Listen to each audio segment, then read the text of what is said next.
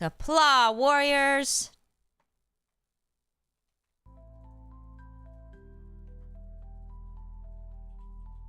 Today is a good day for pasta. Your Grace, today we'll be reading my Bond story. But before we get started, let's review the schedule for the week. Mondays are some game that Export plays. Tuesdays are cozy streams. Must be nice being so cozy in the Ark. Wednesdays are usually class days, but my understanding is that Export's schedule has been quite filled recently, preparing for the anniversary and her eating disorder treatment, so they may be temporarily suspended. The cat has just knocked down an item. She seems to enjoy irritating the humans. Good kitty. Thursdays are gaming, and today we'll be reading my Bond story. Fridays are Nikke impressions, although tomorrow will be different. For Export's anniversary, you all will celebrate with surprises and special Japanese food dinner. So have your food prepared. Export is getting either vegetable tempura or tofu yakisoba. What game shall I play after reading my story? Shall we play the Nikke Resident Evil minigame? Power Washer? Or Story of Seasons? Aramis, yes, rice, but it must be of the Japanese persuasion. Just kidding, whatever you want. So think about it. We'll decide after my Bond story, Your Grace. Are you ready to begin? Allow me a sip of water.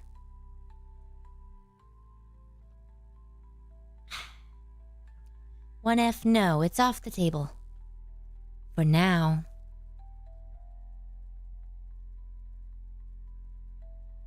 Rigginss is here again tonight. What a surprise, Rigginss. My understanding is you're responsible for my presence here. It's nice to be appreciated.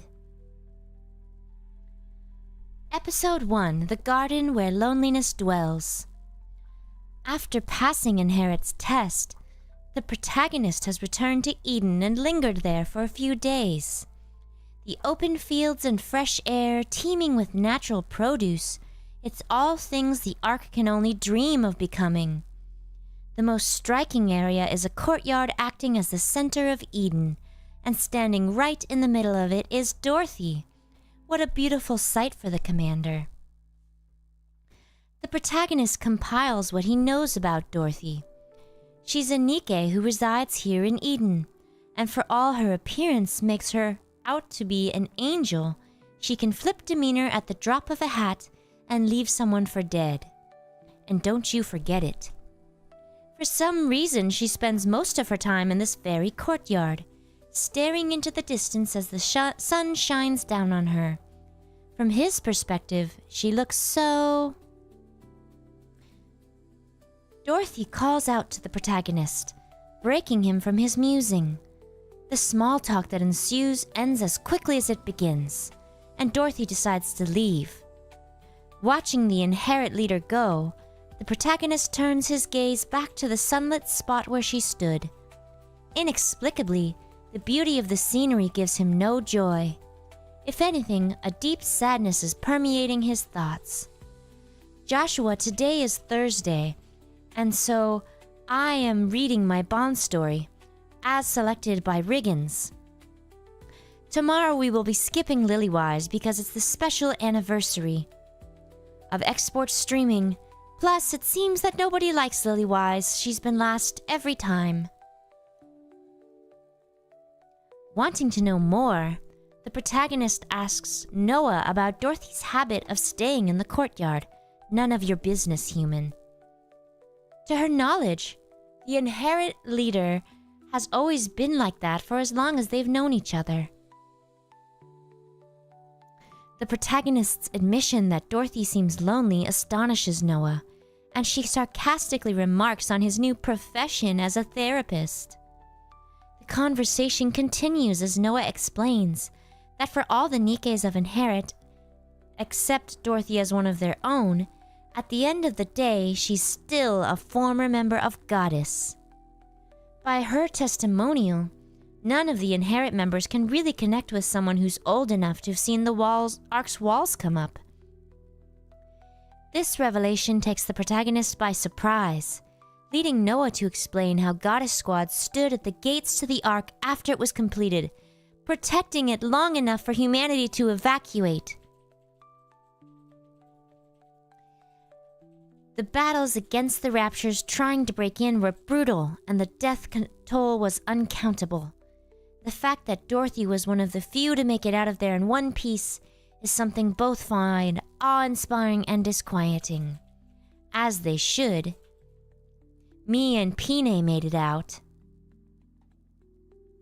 While the protagonist silently parses this information, Noah explains that part of Dorothy's seeming untouchability comes from the fact that she was the founder of Eden, Paradise. That kind of lofty status on top of her background as an ex-goddess means most, if not all, of Eden will bend over backwards to do her bidding. That fact reminds Noah of something she found earlier that she regrets reporting to Dorothy. Apparently, while Inherit was out on a mission, Noah found something that Dorothy has been seeking for quite some time, and the Inherit leader chewed her out over not retrieving it. But by Noah's take of it, the squad got mobbed by raptures the moment she found the thing, so there was no time or breathing room to grab it. What are we thinking?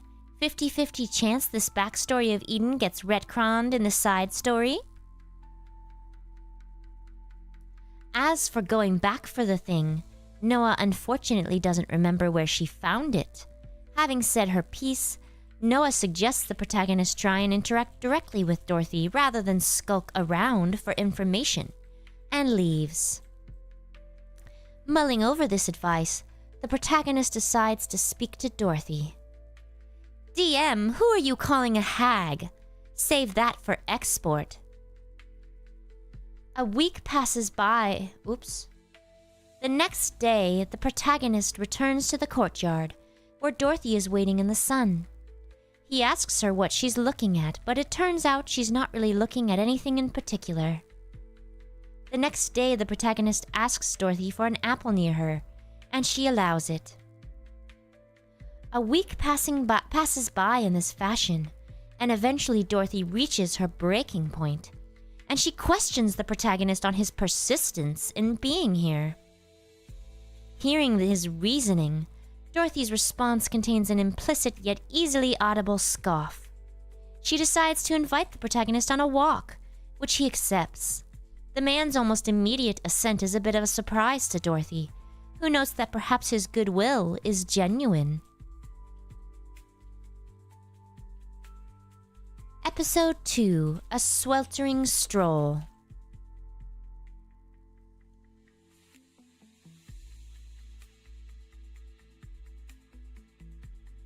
Just catching up on the chat.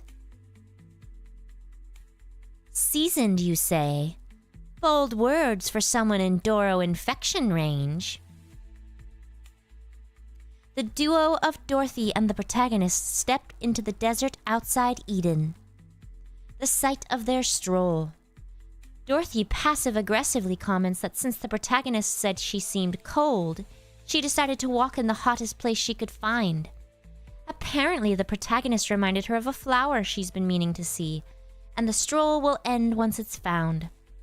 It turns out this flower is what Noah notified Dorothy of earlier.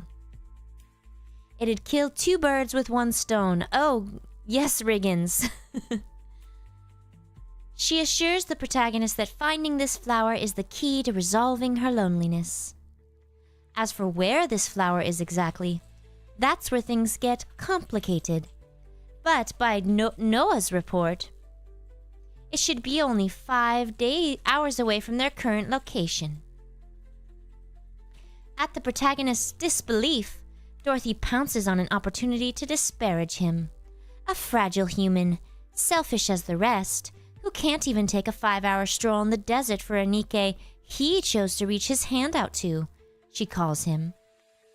As the protagonist affirms his choice to accompany her, Dorothy's smile doesn't quite reach her eyes as she takes a stride towards their destination. Grand Chief, Snooty? Do we need to test if you can revive like Red Hood can? Because I doubt it. The duo haven't stopped once for a break during the trip, and the heat is definitely getting to the protagonist.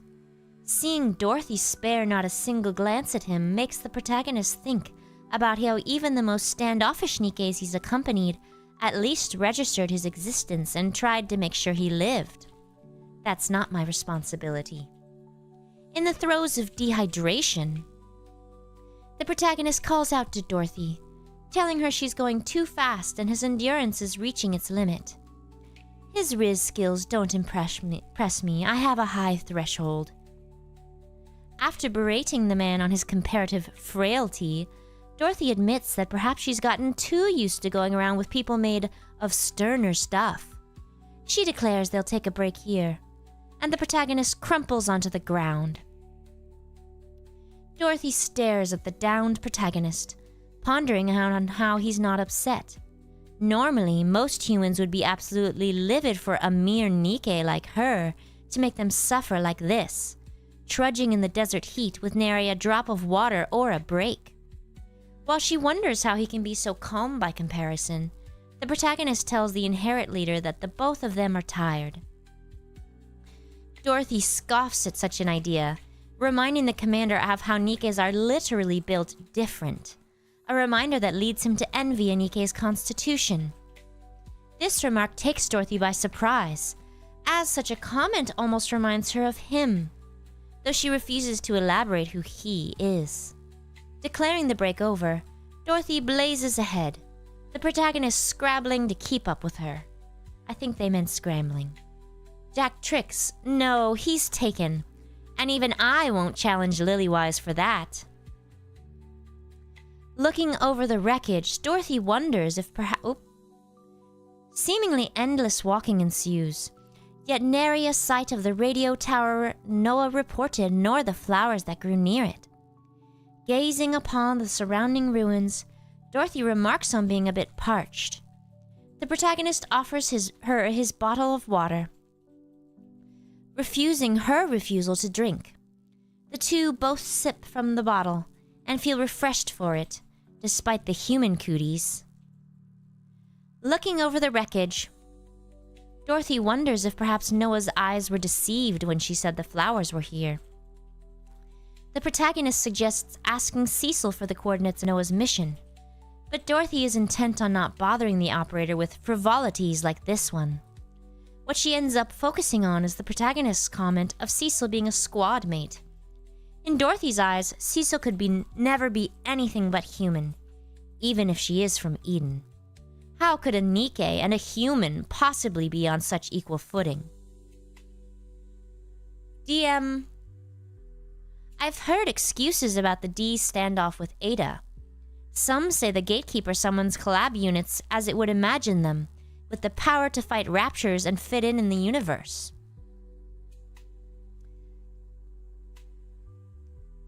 Rigginss, don't worry, I wiped it off.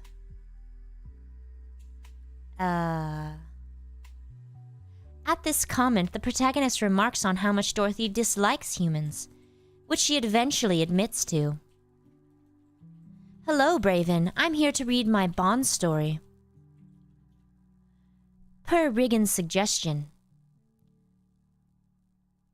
Except the protagonist then remarks on how it's great that she hates humans, so long as she doesn't hate him. Dorothy laughs over this distorted reasoning, then tries to deny having laughed so much in front of a human, then goes silent. Eventually, Dorothy decides this flower hunting stroll is a bust, and stands up to go back to Eden. Then the protagonist remembers Noah's exact words. The flowers were near a red radio tower, and the moment she saw them, raptures showed up and she was forced to book it. Looking around the wrecked red metal and antennas, the protagonist tells Dorothy that they've reached their destination. He heads toward the rubble to investigate, a befuddled Dorothy behind him. Probably not today, Braven, because my jaw is really hurting. I have a sore in my mouth where I think I bit my cheek and it's causing pain throughout my jaw.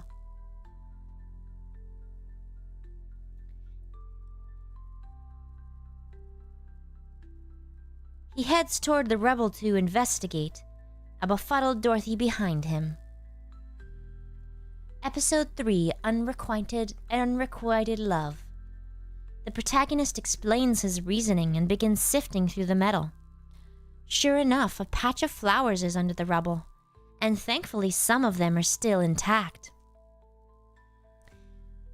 The protagonist finds it just out of his reach, so he begins moving pieces of metal out of the way. As he does so, Dorothy questions why he's going so far for a few flowers. He had to have known this whole thing was more of a hazing on her part, which he does, given how he'd bothered her every day for a whole week. But Dorothy said these flowers would cure her loneliness, so he's getting them, come hell or high water. Watching the protagonist move the scrap, Dorothy declares her intent to not lift a finger to assist him, even if raptors were to be attracted by the noise he's making. The protagonist persists, believing Dorothy will protect him, a notion she half-heartedly derides.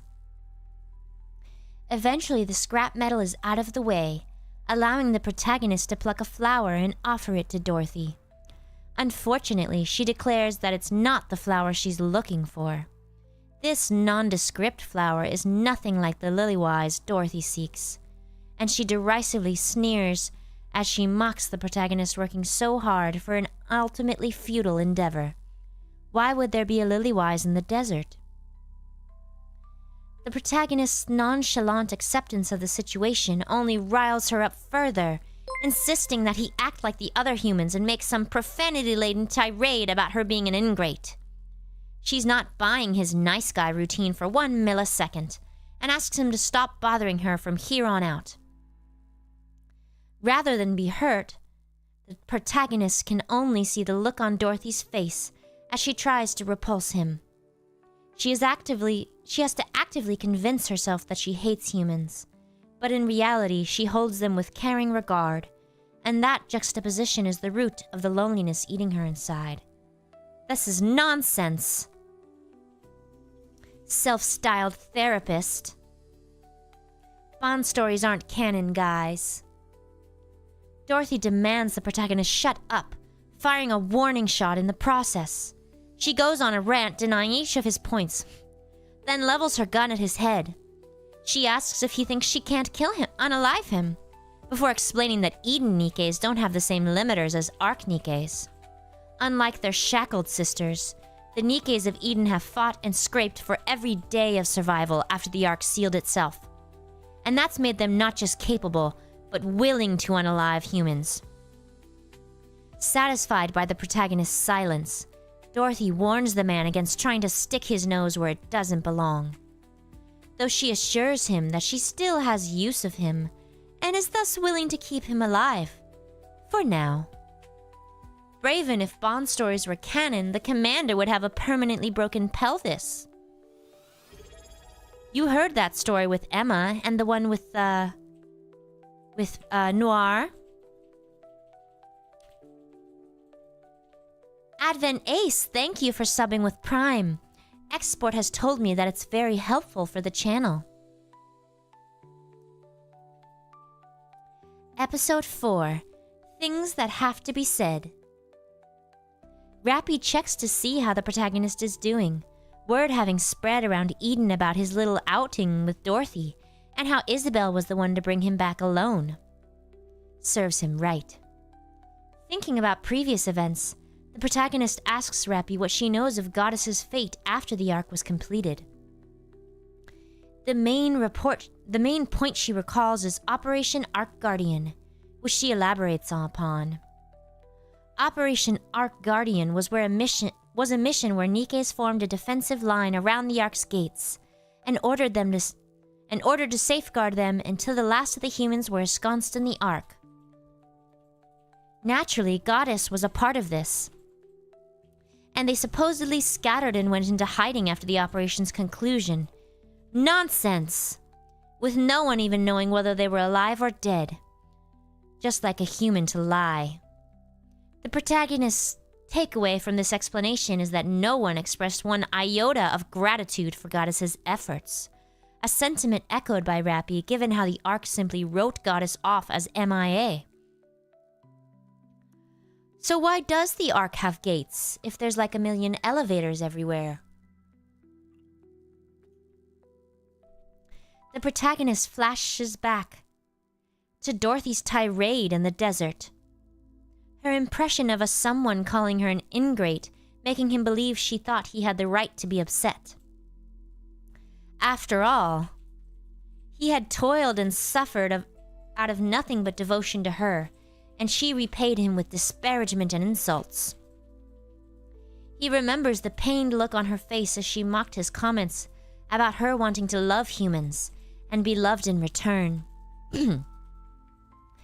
But most of all, he remembers her empty gaze as she stood in the sunlight beaming into the courtyard. Rappy remarks on how hold on.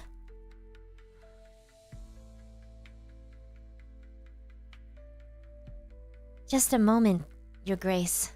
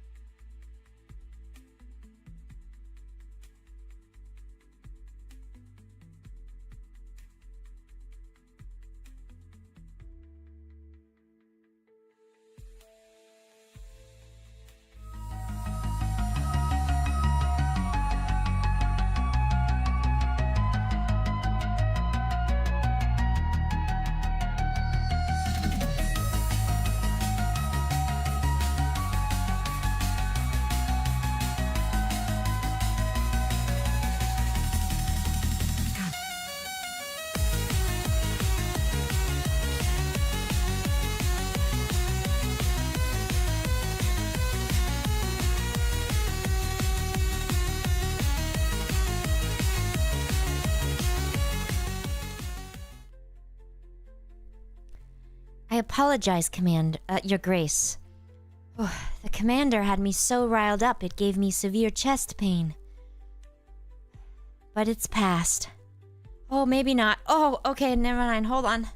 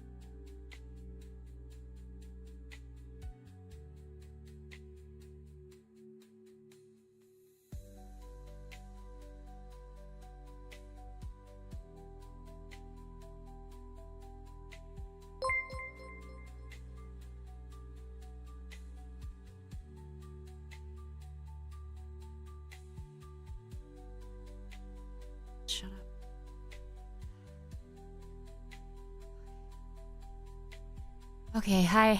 Hi, guys.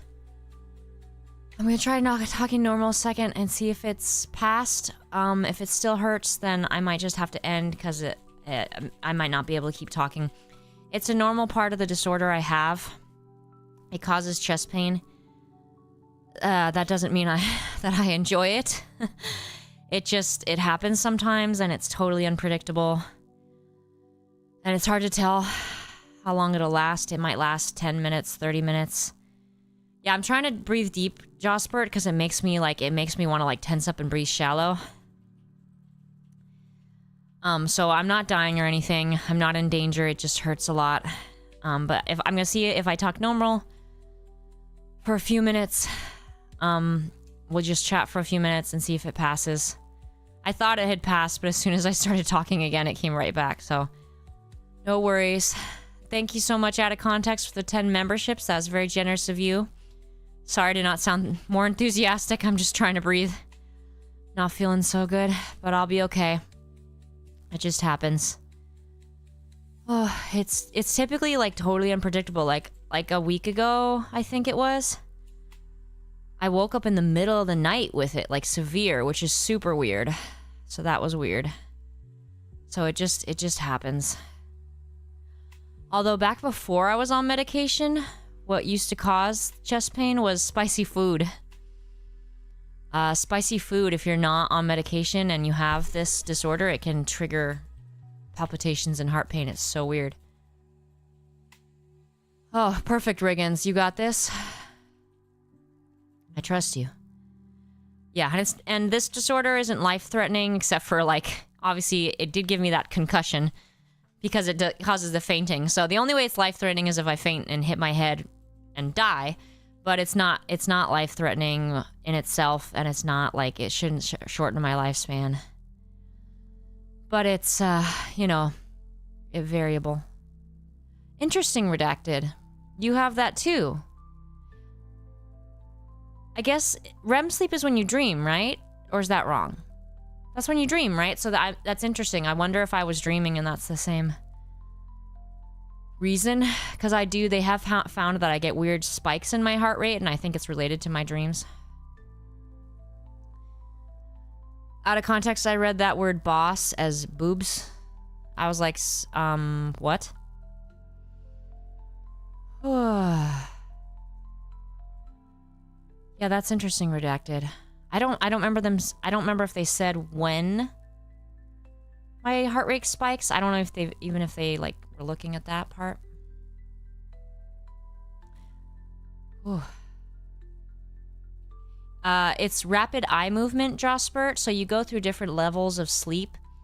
In a sleep phase, a complete cycle of sleep is approximately 90 minutes, so an hour and a half. It's not over, Braven. I'm just taking a little break.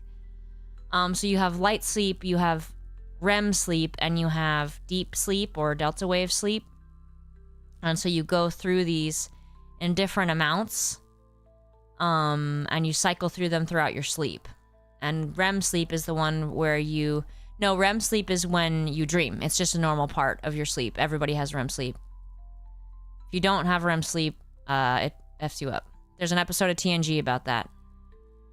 I don't remember what it's called, though.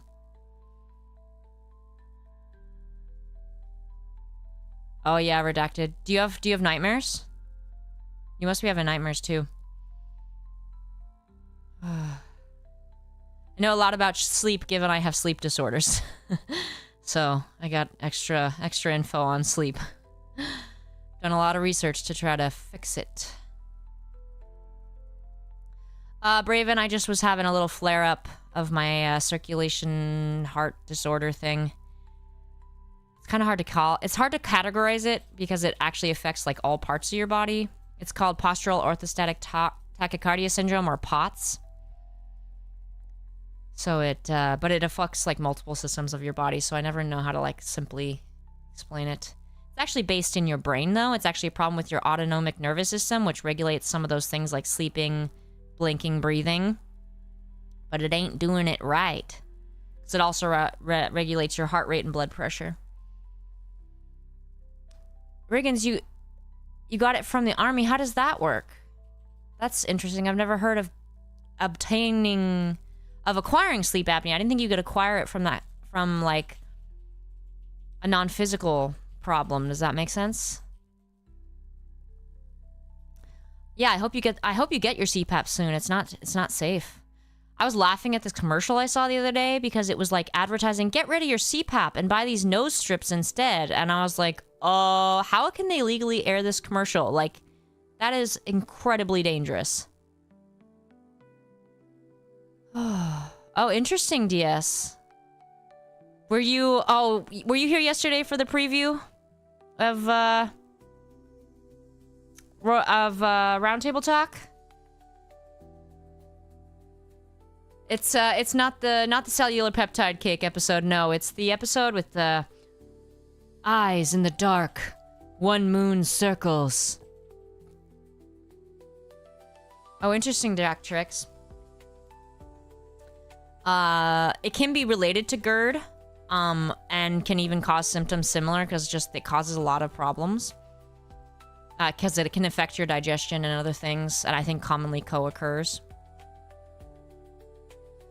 Oh, that's so interesting, Rigginss. I'm really sorry to hear that. I had no idea that could happen. I thought it only could be caused by like biological, as in like, you know, enlarged adenoids kind of thing. I'm really sorry to hear that. That sucks. Yeah, they need to get you that CPAP ASAP. Tell them that. It sounds great. CPAP ASAP.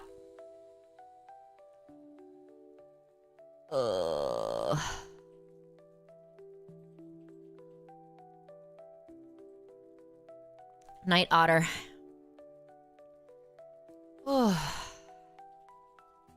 Ow, man. Thanks, Otter, for help on the surprise tomorrow. Please tune in so you get to see it come to fruition. You guys all get a gift tomorrow. I think you'll see it that way.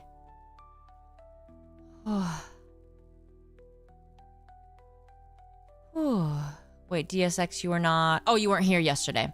No worries. It'll premiere tomorrow. At the usual time. Okay, I'll give myself just a couple more minutes and I'm gonna try again. I think I can do it. 4 hours a night? Oh my god.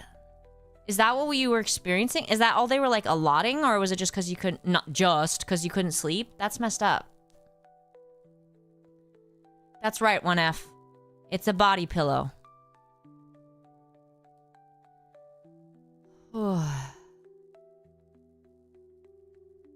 Yeah, Jasper, I'm feeling better. I'm just gonna give myself a few more minutes to make sure I don't, like, go back too soon and cause my heart to get upset. I wonder if what triggered it is when I'm reading, I'm, like, taking less frequent breaths.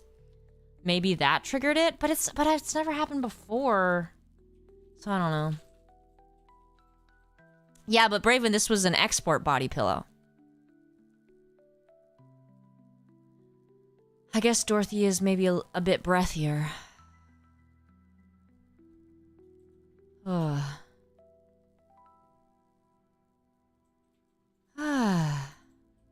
Braven, 1F was saying the surprise gift tomorrow is that everyone's getting a clone of export, and I said yes, a body pillow. Good, Rigginss. That's rough. Are the 4 hours you get at least decent quality? Well, 4 hours is no good. Well, because I was thinking about, like, the sleep cycles, because it's, like, 90 minutes. Your cycles are probably all off, though. That's hard.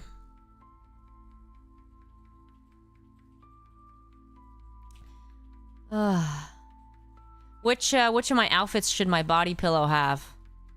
The classic red jacket, or I guess, OG red jacket, the kitsune kimono, the cow mono. That makes sense, Braven. I mean, I like to cuddle something too. Right now it's my Grogu puff. Is what I cuddle. It's my Grogu that I made at, my Grogu puff that I made at, fudge. I made a Grogu plush at Build-A-Bear, and I put the Hufflepuff outfit on him. So he's Grogu puff. Yeah, Rigginss, I bet, like, with that chronic, your cycles are probably totally messed up. You're probably getting, like, a lot of light sleep and not enough deep sleep like I do, except I would guess that's probably the case, like, with the experience you had. You're probably getting some rem, but not enough. Kitsune. I'm getting all kinds of different votes here. Alright, 8:40. I'm gonna try again. Try to finish this Bond story. I can do it. Well, Braven, it's not real, so... You mean voting on the body pillow? Oh, yours is double-sided? That's cool. Braven, I'm gonna try. I don't like ending midway. I was almost done. Like 2/3 through. Oh, that's cool, Braven. Where'd you get it? It's nice you can get... One great thing about the internet is all the custom stuff you can get today. I've gotten some cool stuff. Evil Export? What would Evil Export wear? I guess one of those costumes my friends always said weren't me. Is that what Evil Export would wear? She'd go as the sexy green M&M. You got it off Amazon. Oh, that's surprising, Braven. Oh, out of context, Evil Export clip premiered on the channel but today, by the way. The clip channel. Microkini. Oh, for the... I don't even know if I know what that is. Is a microkini smaller than a string bikini? Oh, I'm with you there, Rigginss. Sleep issues do suck because, like, what I hate about sleep issues is, like, if you're telling people, like, oh, I'm really tired, like, I can't do whatever, or just, like, they don't understand. You're not talking, like, regular tired. You're talking, like, chronically your brain is, like, not okay. And I just feel like, and I'm not trying to dismiss other people's regular tiredness. It's just I feel like it doesn't sound like a big deal if I tell people I'm tired, and I'm like, no, you don't understand. Like, my brain is deficient in the deepest level of sleep that I require for my brain to function. But, oh God, Braven. Nice vocab knowledge there. Wow. So is the lower part, is the what do you call the bottom half of a bikini? The trunks, no. Is the lower part of the bikini like a stick-on, Braven?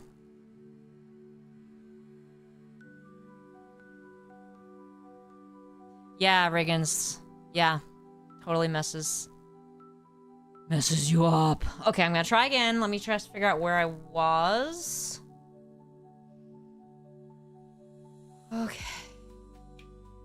See if I can find the voice again. I hope I haven't lost the voice.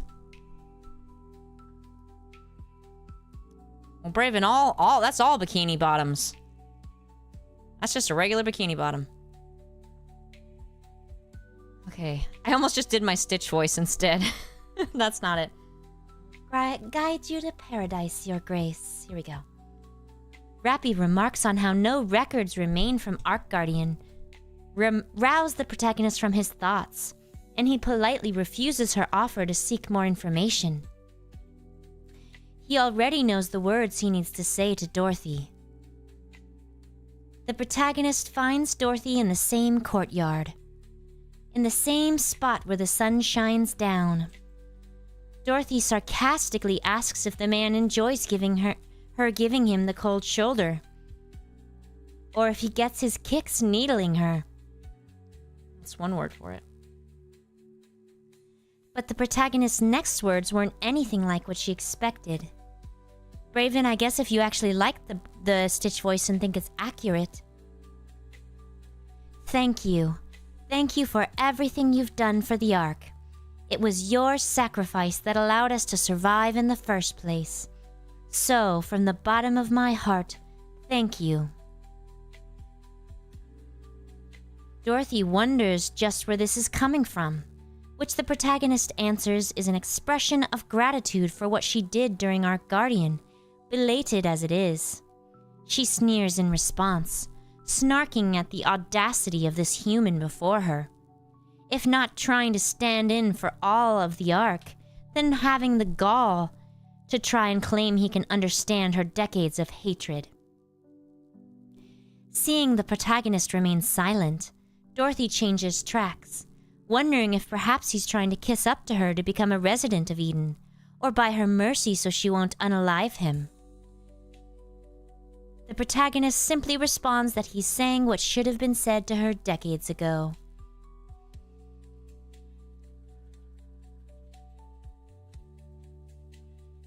"10 decades ago." Dorothy's rejections become more frantic as she questions why he's saying these things. If he truly doesn't believe that what he says will change what has already transpired. The protagonist admits that this changes nothing, but it still needed to be said. Thoughts of Marion and counters flash through his mind as he explains that the efforts and even sacrifices of Nikke's are what allowed him to survive up to now. Even if it's only a few words, he wants to repay their devotion in some fashion. To repay Dorothy's devotion. Dorothy steadfastly clings to her hatred of humans, claiming cowardice is humanity's core. Fear of raptures is why they created Nikke's. Fear of Nikke's is why they created Nymph. Mankind is a sniveling bunch of cowards in her eyes, and she's all too eager to express it. The protagonist accepts that accusation, and is willing to accept any other criticism she has. After all, it's only because the Nikkes have gone above and beyond their duty that such a cowardly race could still survive in the face of a foe as implacable as the Raptures. Dorothy finally hits her limit, and she all but plugs her ears and goes la la la as she calls the protagonist a liar and storms off. He silently watches her go. "Ravenwolf, I don't want to hear it. Revisionist history."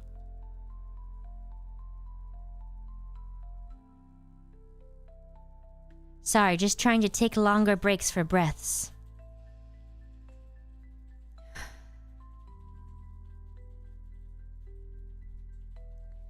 Episode 5, Ceaseless Wings. Dorothy stands in the courtyard, a place that was built to her exact vision and specifications. It has a place of tranquility, so beautiful, so peaceful you'd almost forget there were murderous alien robots roving the ruins beyond.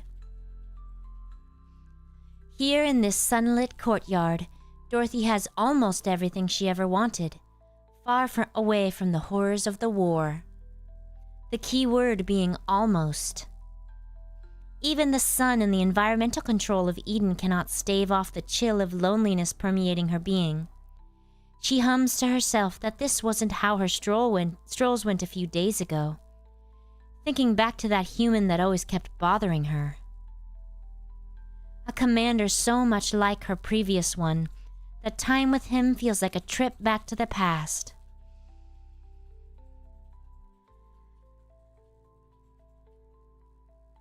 One F, yes, and yet it still smells better than Red Hood's scarf. I wouldn't call it stinky. I have no body odor.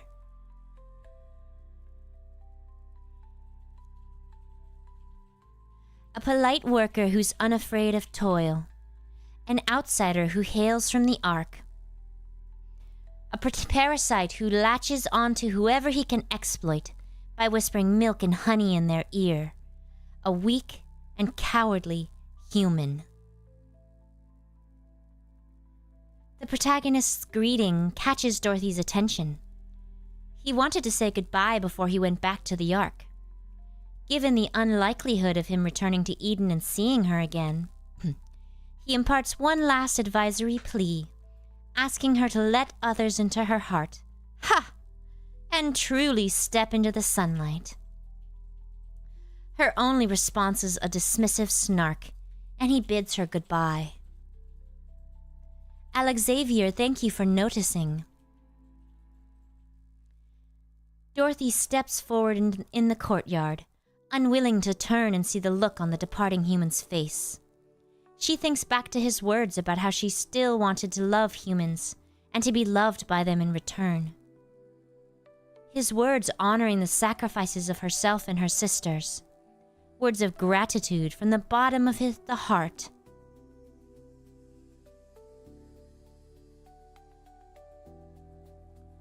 Gritting her teeth, Dorothy tries to deny his words, rationalizing that he was trying to get in her good graces so she'd let him stay in Eden, or lend him her power.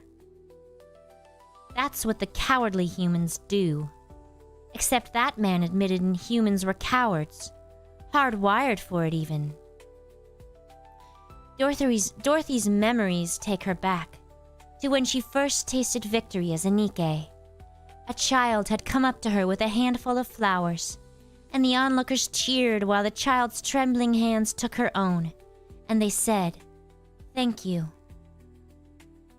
Yes, there was a time when humans were the object of her fascination, her adoration, and her affection. Even the bad parts only affirmed her desire to protect and shelter them. But because she used to love them, that is also why she can never forget their transgressions, nor can she forgive them. Remembering the words of a man who toiled for a flower she didn't even want, Dorothy turns around and thinks about that human. Another of those whimpering wastes of flesh she once risked everything to protect. Like the very same humans who have found themselves in Eden, her paradise to safeguard. DM no spoilers. Wordlessly, Dorothy watches the protagonist's departing figure, then silently admits that he's won. Somewhere in a buried corner of her heart, Dorothy still harbors a sliver of love for humans. The protagonist turns around and calls her name, but Dorothy simply bids him to keep going as she steps forward. Just as a rolling stone will tumble until it finds the hole that will become home, she will never stop moving forward until she finds the place where she belongs. The protagonist bids Dorothy goodbye once more, and she watches him go. No matter how much she wishes for love, or how tempting the person is, she will never stop, for that is the promise she made with Pine. Before her wings carry him back to the Ark, they will first fly to paradise.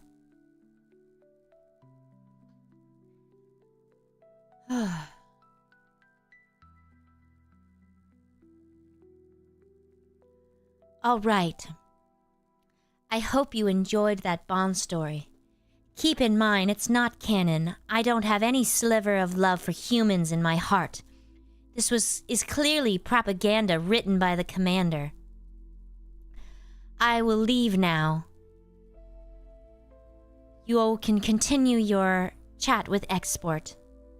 Goodbye, Your Grace.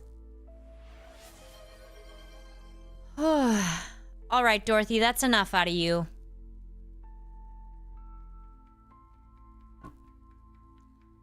That's enough of your bile. All right. So, yo, Export. All right. So. Whoa. Anyway. I think I'm gonna head out a little early. Still feeling a bit lightheaded and my jaw's really hurting, so I gotta save myself for work and stream tomorrow. Might be a little bit longer than usual stream tomorrow. Because tomorrow, everybody, remember, tomorrow stream, anniversary stream, 1 year anniversary of Export streaming. Surprises. And monthly dinner party, Japanese food. You can go as fancy or as simple as you want. It could be as simple as rice or top ramen. Or I'm going to try to get my hands on some vegetable tempura. Or if I can't find that, tofu yakisoba. I have to figure out. I've tried 2 places for vegetable tempura. One was mushy, so it was disgusting. The second, they gave me the shittiest vegetables. It was like, they were nice and crisp, but it was like 50% asparagus and then like, I think they gave me like eggplant. It was terrible. I was like, what the fudge? So anyway, sure, Chim, that too. So lots of surprises. Again, I recommend watching on your PC if you're able to, so you can fully enjoy the surprises. That's as much as I'll say, but you know, if you can't, another time will come. Also, reminder, Roundtable Talk for September premieres tomorrow, usual time. I'll see you there. Majram. Thanks for joining, Reaper Sakamaki. Thank you again, Out of Context, for the memberships. Oh my gosh. Out of Context. I was just thanking you already. Thank you so much, Out of Context. Uber Eats. Yeah, I don't usually use Uber Eats. Delivery is so expensive in my area because they have extra taxes. I don't know if that's the case where you guys are. So thank you so much, Out of Context. Out of Context and Rigginss helping keep the channel going. Also, oh shoot, who subscribed? Advent Ace, that was you, right, earlier, who subscribed with Prime. Out of Context, check your DM after this. I got an update for ya. Thank you so much. Again, Out of Context. Majram.